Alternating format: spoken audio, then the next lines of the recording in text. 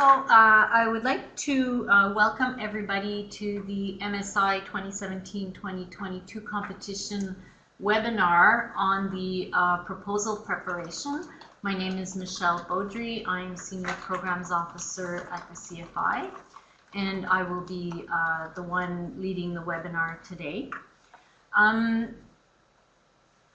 We will talk this afternoon a little bit on comments from the MAC. We will look at the proposal and the different modules in the proposal, and we will go over important dates, and we will have some time for questions. So if you have questions, I would invite you to type them into the chat box, and we will monitor the questions, and we will stop after the project module if we have question on the projects, and then move on to the finance module. If not, we will move through the presentation and go with the question period at the end. So feel free to type in your questions, and we will review those and answer as we go.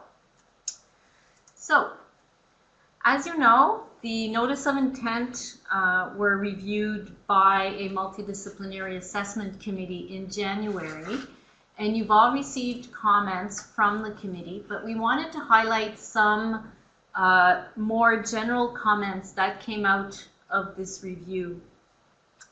And one of the comments that came out is that although all the invited facilities met the standard for governance and management criteria, it was not always explicit in the notice of intent that the governance and management structures were clearly established. So we would like you to pay attention to that while preparing your proposal. Also, the MAC noted that several notice of intent included significant expected O&M contributions for sources that were not yet determined, or sources that may not be eligible. So we would like to remind you that contributions must be for operation and maintenance of the facility and not to support the research, and that the partners must be secured, although the contributions may not be 100% confirmed at this time. So you must know who your partners will be, even though you still haven't had a formal confirmed level of engagement of these partners. We also note, the MAC also noted that several NOIs showed a substantial increase from their current operating level, and there is expectation that in those cases the applicants will have to provide a compelling justification for the increase. So the demonstrated need for this increase must be very well described in the full proposal.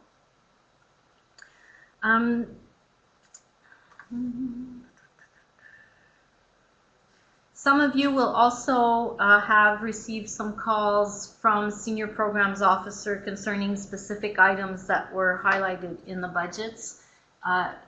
So this was done this week, and most probably some follow-ups early next week. So stay tuned for that. Okay.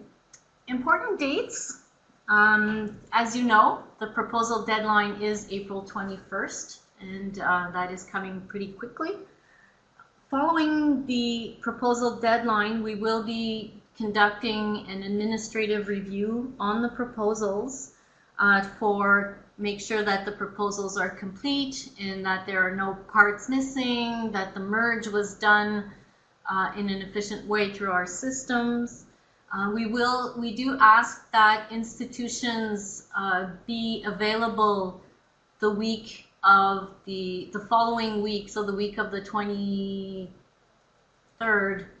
to respond to any requests that we have for you.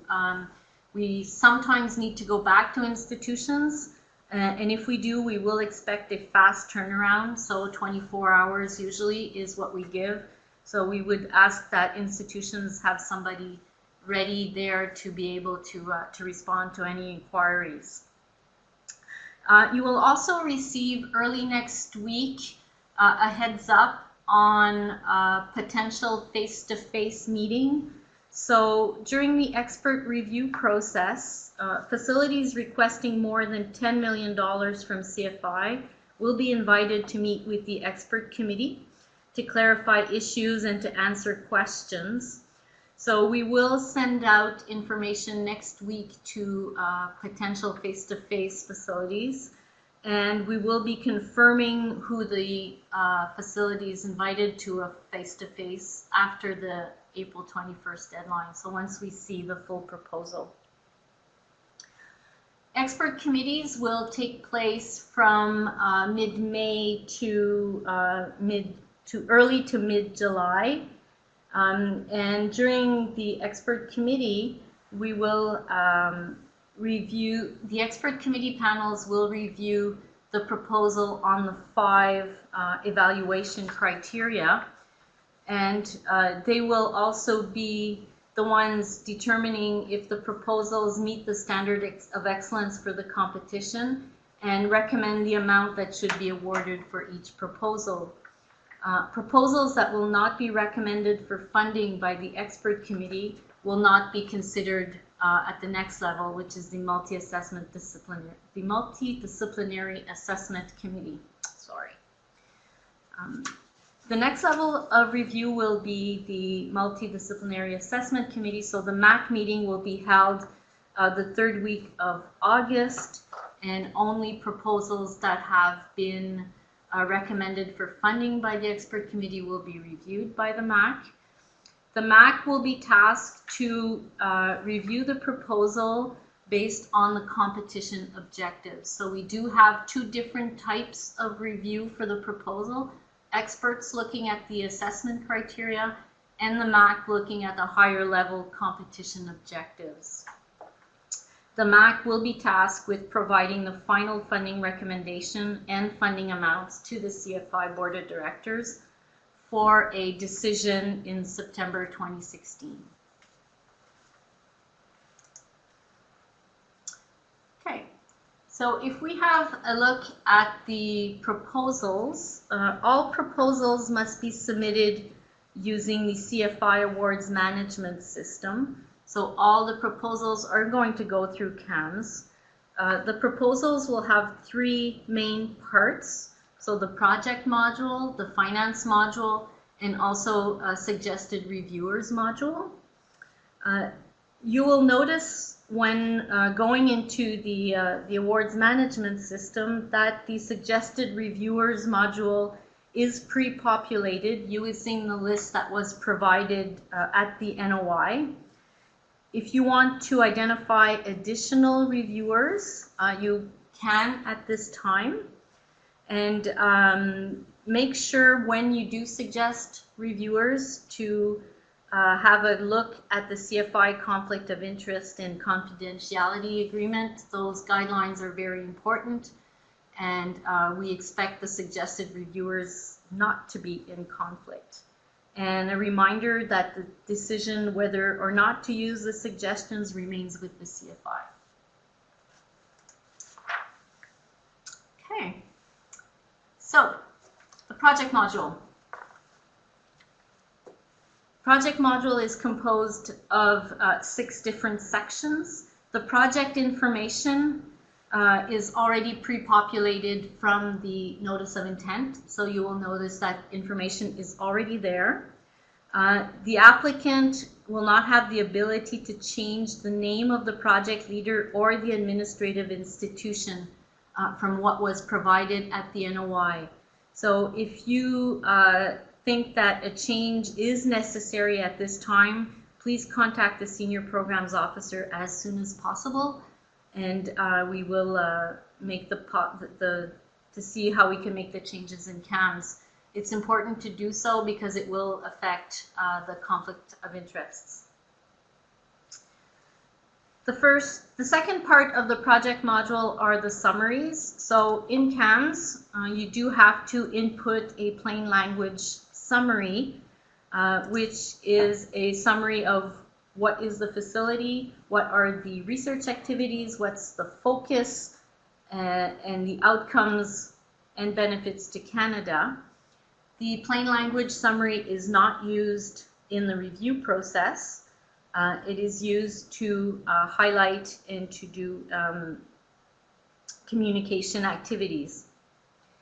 You're also asked to provide a project summary, which will be a 2-page PDF upload.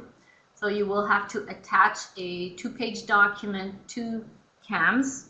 And in this project summary, we ask you to provide an overview of the facility and a summary of the most current strategic plan in a language that is appropriate for a multidisciplinary assessment committee. So the overview of the facility should include a general description of the facility's specialized resources, the infrastructure, and the expertise of the personnel, a summary of the research or technology development enabled by the facility, and an outline of the operation and maintenance funding that is being requested. We also ask that you provide a summary of the facility's strategic plans, including some long-term objectives, so that you get a general idea where the facility is going. The project summary will be made available to the expert committee and the MAC, and will provide context for the assessment at both stages of the merit review process. So the project summary will be reviewed. The next section is the principal users section. In this section, you are asked to list up to 5 principal users of the facility, as well as the facility director. So 5 researchers plus the director. These users should be chosen to demonstrate that the facility supports innovative and leading-edge research programs and is used by researchers of the highest caliber. The principal users must have a CAMS account, and they must accept to participate in the project. Before the proposal can be submitted to the CFI, they will be completing the CFI CV in CAMS.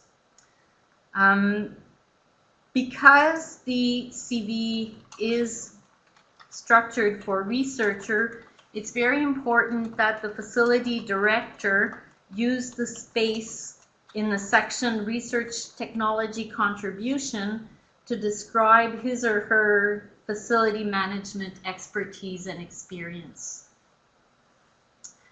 So this section is very important for the facility director to describe the management expertise. It's the only place in the proposal where this can be explicitly detailed. Okay. Participating institutions. What do we mean by participating institutions? The institutions listed as participating institutions should be the institutions that are actively involved in the management and governance of the facility. In most cases, these institutions will own part of the facility. So in this, what we expect to see are the institutions that are hands-on in the management and governance of the facility, not institutions that have members on the board or users using a specific facility. For example, facilities with partner institutions will be most of the time decentralized facilities. So the administrative institutions should not be included in this section because it is the lead institution on the proposal. These are all CAMS module to be entered directly into CAMS. The assessment criteria section is the meat of the proposal per se. So it is a PDF attachment of 25 pages maximum. And the reason why we are doing a 25-page attachment is to allow the applicant maximum flexibility to address each of the criterion using figures, diagrams, or any other types of schematics that they need to. The distribution of pages among the section is at the applicant's discretion, up to the total page limit that is noted. We do encourage the applicants to address the criteria in the order that they appear. The note in one note is a failure to address each criterion standard will lead to a lower rating in the proposal.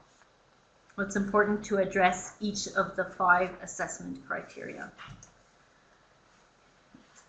Going through each of the assessment criteria,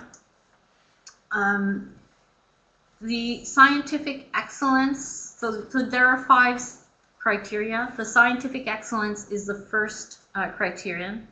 And in this section, we expect the applicants to provide an overview of the scope and nature of the research that is enabled by the facility.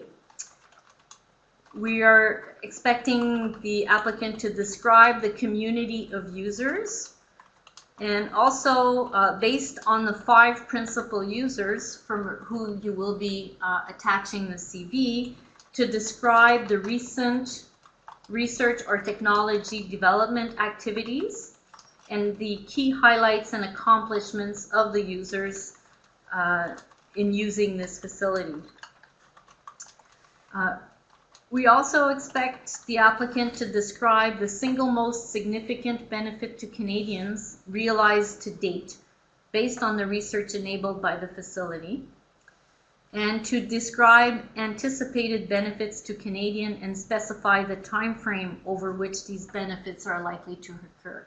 So what is the one big significant accomplishment that has been done to date, and what are the accomplishments that are expected in the next little while, and specify that time frame. We also expect the number and type of highly qualified personnel that are employed or that use the facility. And this might be facilitated by using a table to describe or to give the numbers and the type of HQP that is employed or using the facility. The second criteria is the international competitiveness. So we are expecting to see a description of the facilities, highly specialized equipment, services, resources, and scientific and technical personnel. So describe the facility, identify similar facilities worldwide, and through comparison to these facilities, demonstrate how you are internationally competitive, and also demonstrate that the highly specialized equipment, services, and resources are a high priority for the research community that the facility serves. And how does the facility work in cooperation or collaboration with the users to define the needs to maintain the competitiveness of the facility.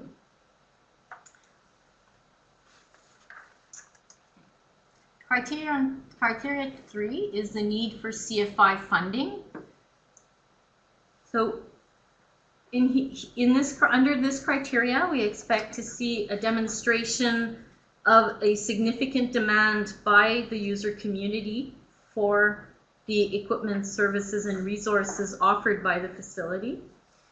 Also to describe how the requested funding will allow the facility's scientific and technical capabilities to be fully exploited, and how it will allow the facility to operate at an optimal level. Describe the plan for maintaining the current sources of funding, securing and diversifying sources of funding, and what are the contingency plans for potential funding shortfalls. And also describe the impact on the facility in the event that CFI funding is not awarded.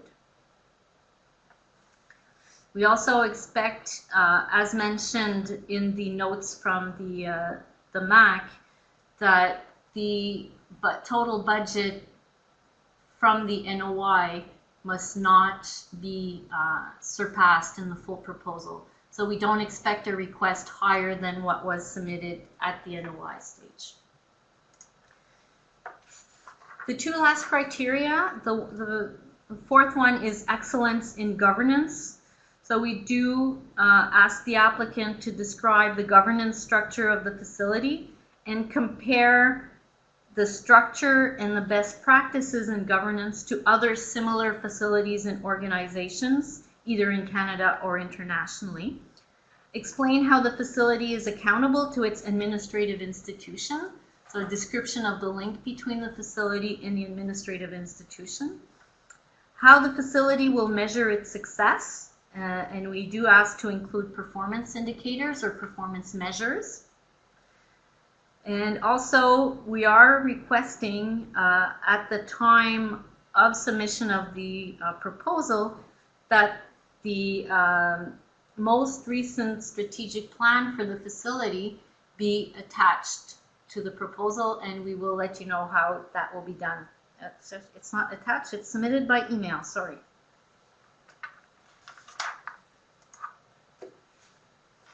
The last criterion is excellence in management in operations. And here we would expect the applicant to describe the current management structure, describe the expertise and specialized support that is available at the facility, and how this support contributes to realizing the objectives of the facility's strategic plan. Describe the facility's process and mechanism to track and measure the outcomes enabled by the facility. Identify the facility's key risk and describe the strategies to mitigate these risks. So a risk assessment and mitigation strategy should be described here. Describe the process to allocate access, and also, we do require that the facility's current management plan, sometimes referred to as operational plan, be submitted also by email at the same time of the submission of the proposal. Elements that should be included in a management plan: financial controls, safety monitoring, HR policy, succession planning, maintenance and repair plan, decommissioning plans. These are all best practices to include these elements in a management and operational plan. So we do expect that to be included in the plan. When putting together your assessment criteria section, if needed, you can refer to the strategic plan or to the management plan to avoid repeating yourself.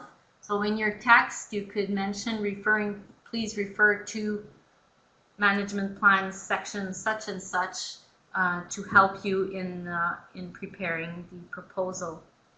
Michelle, let me just interrupt you. Barbara just asked for a please repeat, but I'm not sure which section wasn't clear, so. Oh, she's typing.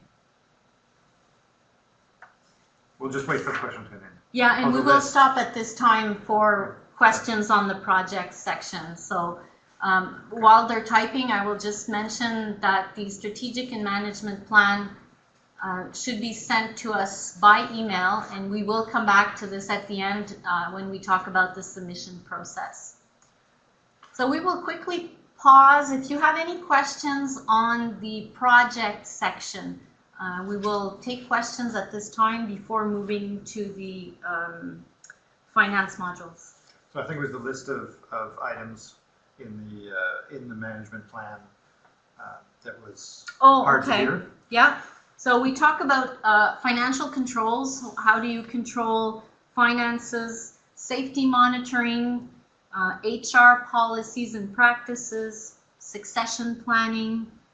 There's also the maintenance and repairs schedule or plan, and also a decommissioning plan. So those are typical elements that are included in management plans. All right, so James Drummond had a question. Oops, I scrolled too far.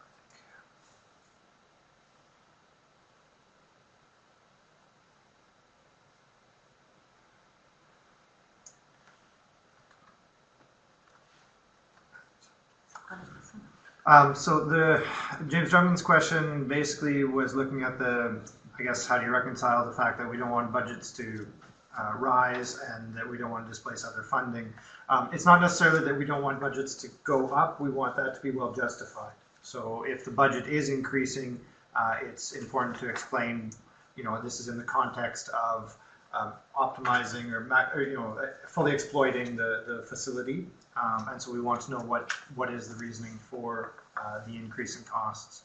And likewise, we expect existing partners to stay at the table, but there are certain situations where we know there are partners that the funding period has ended, or other, in one example we had certainly a few years back was the ending of the NSERS MRS program.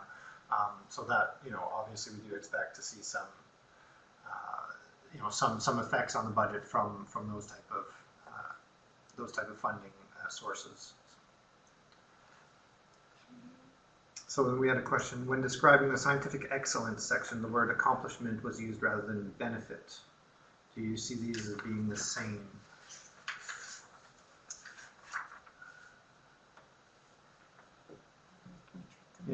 Yeah, I think so. I mean, we talk about the single most important accomplishment. I guess that's, in the context of, a beneficial one, for sure.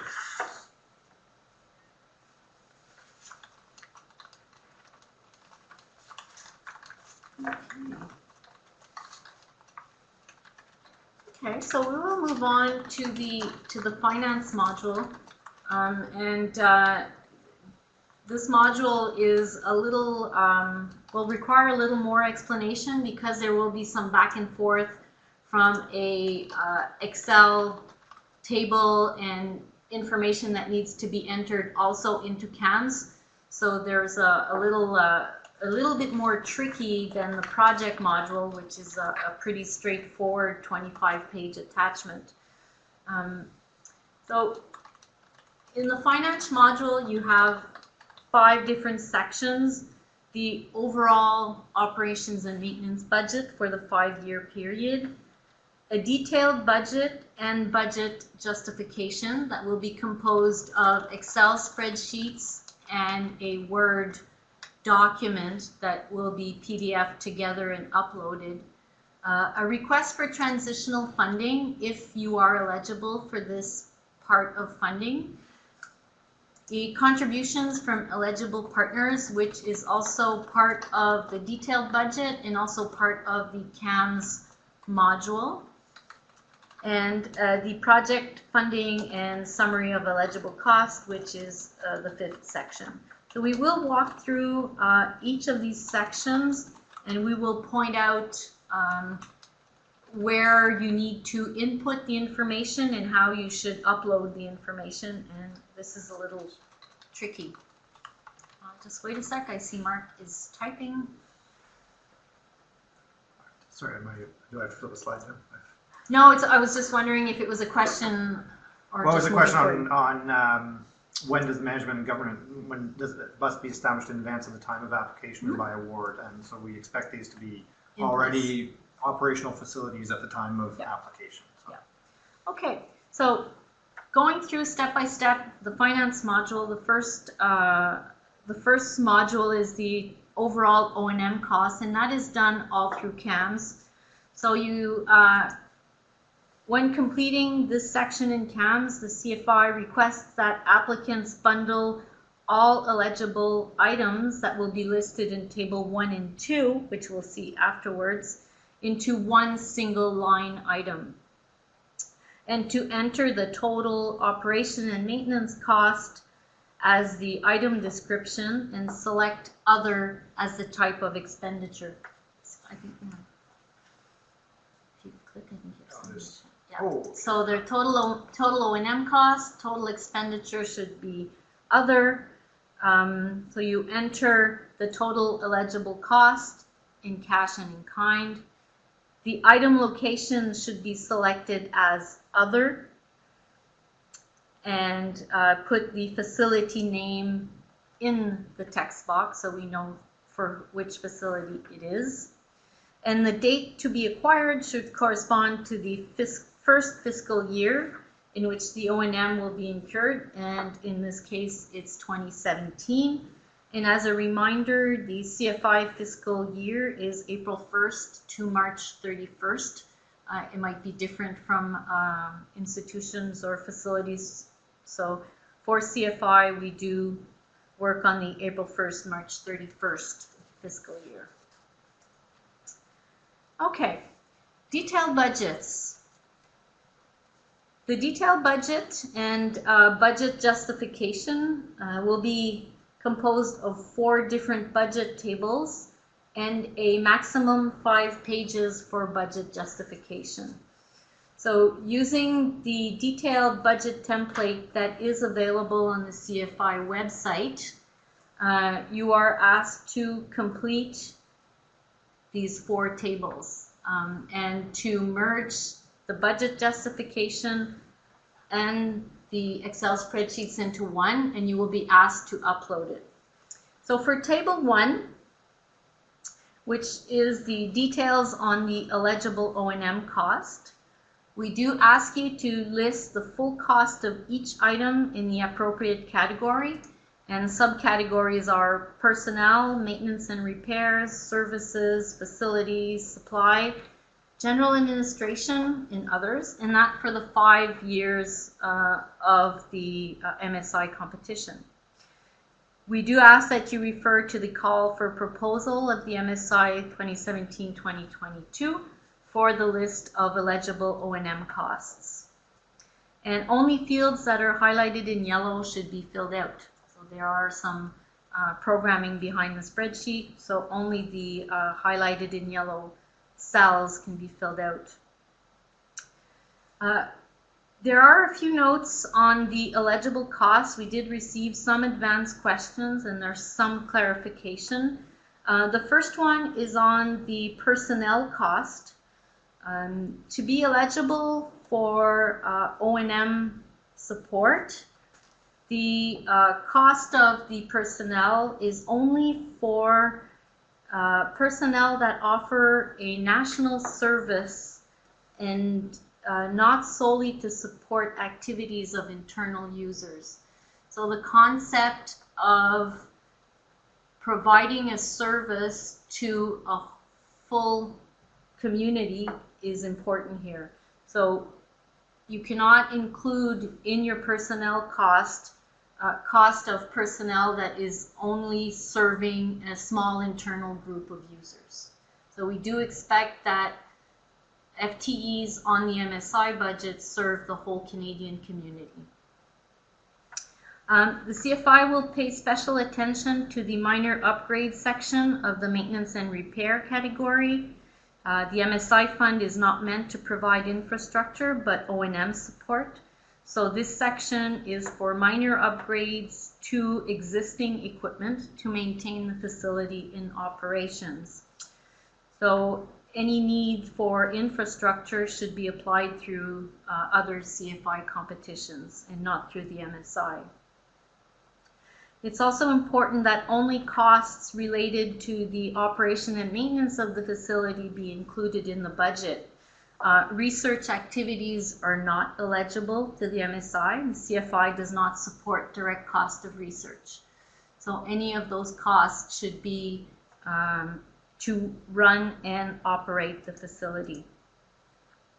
We also received a question on data management, and according to our policies, the creation of a database is an infrastructure eligible cost, so it should not be included in the MSI budget. But costs associated to maintain a database, so systems manager, backups, those sorts of activities can be included in the MSI budget. There's also a category for contingency, and again here, maybe a few words. There is a limit of 10% on the contingency, and what is intended by CFI as contingency is funds put aside for unforeseen circumstances. And it's important to note that the funds listed in the contingency line, if the facility is awarded funding, the contingency will be held at CFI, and the facility will need to request permission to use that facility. So really describe why they need it, and it will be up to CFI to decide if it falls into the contingency category. So very important.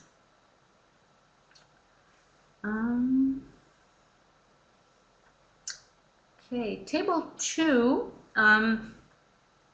You will notice that this table will be filled out automatically based on information that's already entered in your table 1, but you will need to go back to CAMS and enter in the appropriate fields in the overall O&M costs table in the finance module the total eligible cash and in-kind cost through 2017 to 2022.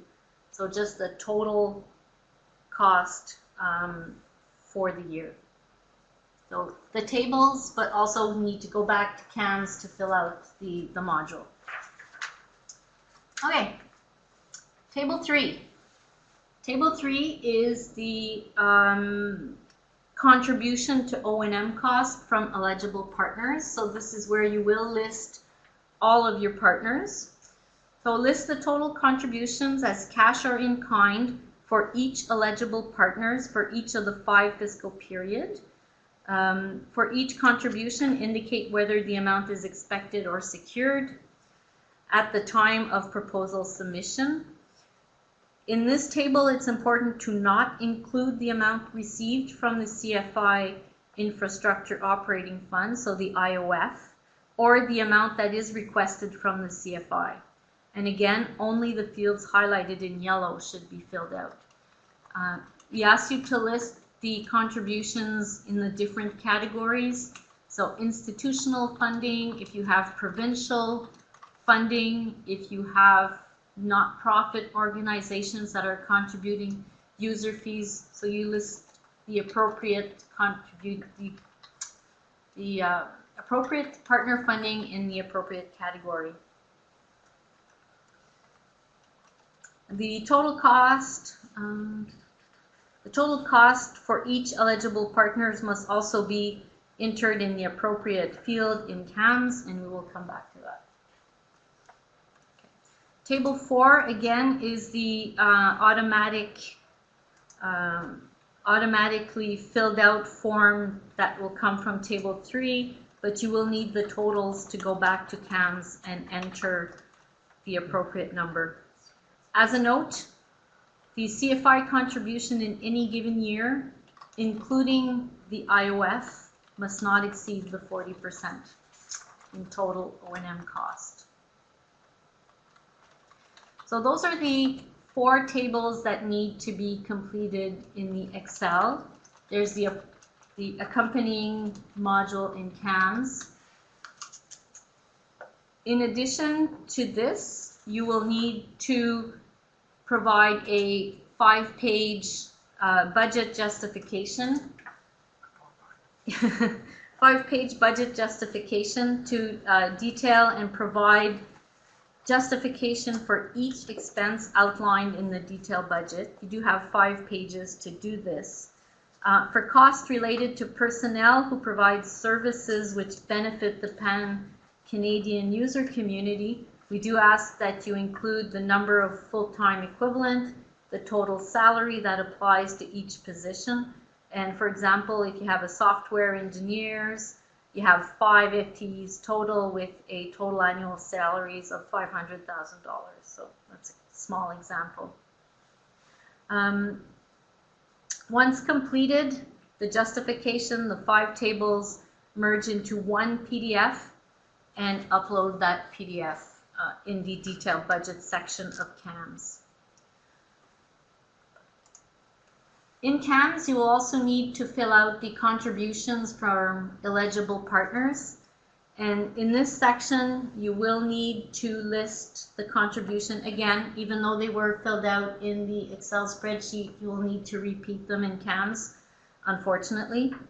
So list the partners, include any IOF amount, having the name of the contribution as IOF and the partner type as other. Do not include the amount requested from CFI, it will be automatically calculated, and provide the name and type of the partner. As reminders, support from CFI is intended to complement the existing funding sources in order to meet the objectives of the competition.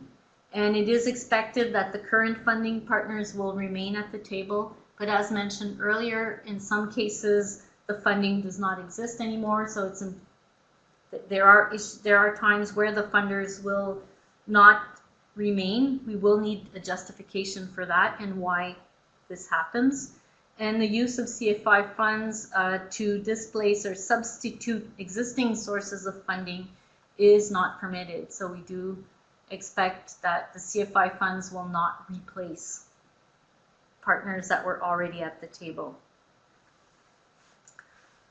We also invite or encourage institutions to start discussions with potential funders early, either federal, provincial, territorial funding opportunities as early as possible. These funders will be invited to participate in the merit review process as observers on the expert committees. So as soon as you can start those discussions, please do so. A brief word on the transitional funding. The transitional funding is intended for currently funded facilities that will not be awarded funding in this new round. And in order to be eligible for transitional funding, you must be currently funded under the MSI fund at a level of $2 million a year or more. So these facilities are invited to present a one-time request for transitional funding, which will either be, which is up to 75% of the current annual CFI funding, spread over 1 or 2 years. So you can do, two options are there. The request is to be included in the proposal. Submit a plan to describe why the funding is required and how it will be used. And this request will be reviewed by the MAC, and the MAC will make a final funding recommendation to the board. You do have, on the next slide, a budget on how to present this transitional funding requirement, and you should present the categories similar to the detailed budget, so personnel, maintenance and repairs, who are the eligible partners. So you have to make a demonstration, you have to demonstrate that there is a need for transitional funding if the proposal is not to be successful in this competition. Just a reminder that the 40-60 model, CFI model, does apply to the transitional funding. You do have the section on eligible partners that will be matching the cost with the CFI funding in this budget. The submission process. So there is no hard copy of the proposal that is required.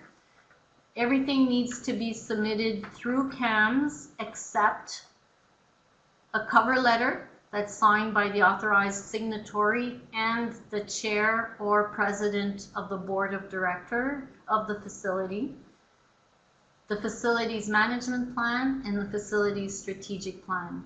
These are to be sent to CFI at the MSI esm@innovation.ca email address no later than April 21st.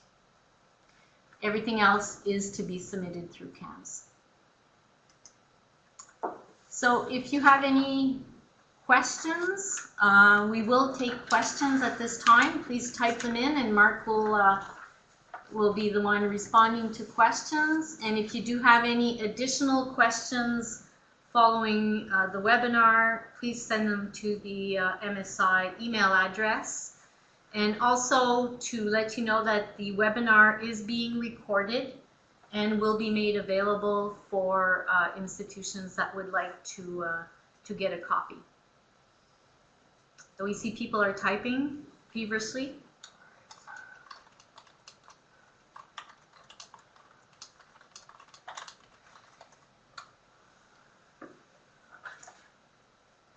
All right, so so the first question is, would the list of accepted NOIs be published? And no, we will not be publishing that list.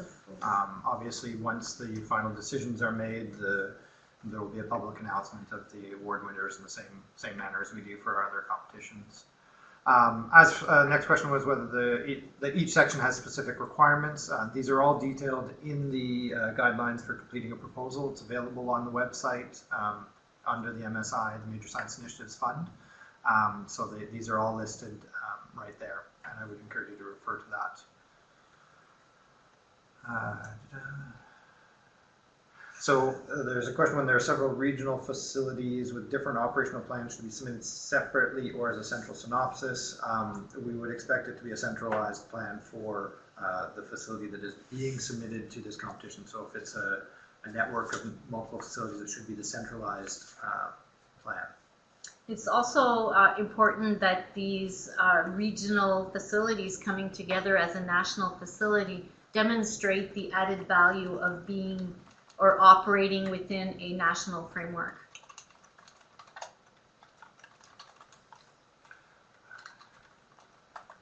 All right, so I'm halfway through typing, but the next question was under the excellence in governance, explain appropriate to the size and complexity. That's a judgment call for the expert and the multidisciplinary committees. So it is certainly up to you to demonstrate that the governance in place for your facility is in fact, following best practices of similar facilities elsewhere. We do ask for, comparisons between other facilities, whether within Canada or internationally, for you to demonstrate that it is in fact appropriate for your facility.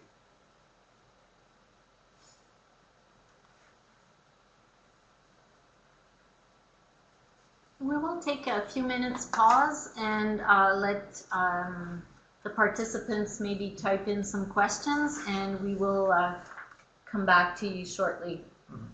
So we did have a few questions through email that come in just before the webinar. So one of the questions was whether site visits will be used as part of the review process. And we're not going to use site visits this time. We are going to have, as Michelle mentioned, face-to-face meetings for the facilities that are requesting over 10 million.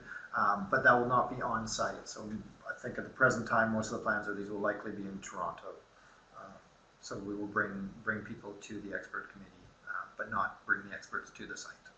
Maybe to just give a little bit of detail, you will be getting this next week, but during the face-to-face, we will be allowing institutions to bring 5 participants to the face-to-face, and we expect these participants to be the senior management of the facility, representatives from the university or the administrative institution, and if possible, the chair of the board of the facility. So those are the type of people that we expect to have at the face-to-face. Mm-hmm. And likewise, there was a question as to whether the people at the face-to-face are limited to the principal users in the proposal, and not necessarily, but I mean, obviously, we would probably expect that would be the case in most situations. So, but certainly we would expect, some scientific representation in the face-to-face as well.